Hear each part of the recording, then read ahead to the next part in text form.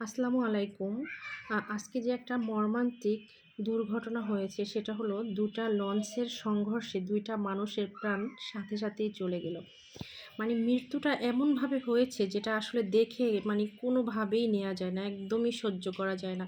এই ভিডিওটা দেখার পরে আমি আ প্রায় ১০ থেকে ১৫ মিনিটের মতো মানে আমি চোখ বন্ধ করেছিলাম যে এটা কি দেখলাম? আল্লাহ তুমি এভাবে কেন মানুষের মৃত্যু ভিডিওটা জাস্ট আমি একবার দেখছি আর দ্বিতীয়বার দেখার আমার সাহস হয়নি। একবার দেখেই আমি আল্লাহর কাছে বলতেছি, "আল্লাহ তুমি এমন মৃত্যু কাউকে দিও না। এরকম কষ্ট দিয়ে কাউকে এরকম মৃত্যু দিও না।" সত্যি মানে খুব খারাপ লাগছে ভিডিওটা দেখে। তবে এখানে যে শুধু লঞ্চ মালিকদের দোষ বলবো সেটাও কিন্তু নয়। আমাদেরও অবশ্যই আমাদের খেয়াল করে চলাফেরা করতে হবে। নিজেদের সেফটি ভাবে চলাফেরা আমাদের রাস্তাঘাটে চলাফেরা করার সময় অবশ্যই সতর্কতা অবলম্বন করতে হবে। কারণ কোনোভাবেই এরকম তাড়াহুড়া করা যাবে না। আর যখন লঞ্চ ছেড়ে দেয় বা একটা লঞ্চ যখন ঘাটে আসে, তখন কিন্তু ঘাটে কিন্তু আরেকটা লঞ্চ থাকে।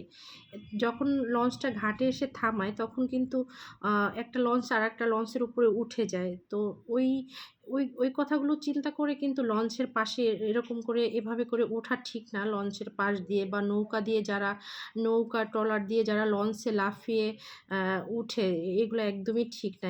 এগুলা করতে যেয়েই কিন্তু আজকে এই দুর্ঘটনা হয়েছে। যদি এগুলা না করতো এই দুর্ঘটনা কিন্তু হতো না। সবসময় এটা মাথায় রাখতে হবে, সময়ের চেয়ে কিন্তু জীবনের মূল্য অনেক বেশি।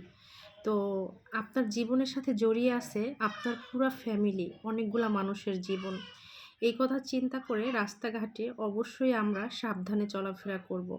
আর এরকম ট্রলার দিয়ে লঞ্চে লাফিয়ে ওঠা, ঈদ আসছে তাড়াতাড়ি বাড়ি যেতে হবে, এগুলা থেকে একটু দূরে থাকবেন। সবাই আ নিজের নিজের সেফটি বজায় রেখে সবাই আমরা রাস্তাঘাটে চলাফেরা করব। দোয়া করি সবার ঈদ যাত্রা শুভ হোক। আর সবাই কিন্তু মানে আবারও বলতেছি সময়ের চেয়ে জীবনের মূল্য অনেক বেশি। অবশ্যই সতর্কতার সাথে চলতে হবে।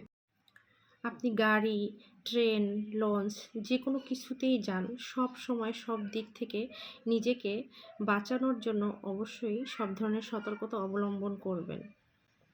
সত্যি বলতে ভিডিওটা দেখে এখনো নিতে পারতেছি না যে আল্লাহ তুমি কিভাবে এই মৃত্যু দিলা, এমন মৃত্যু দিলা।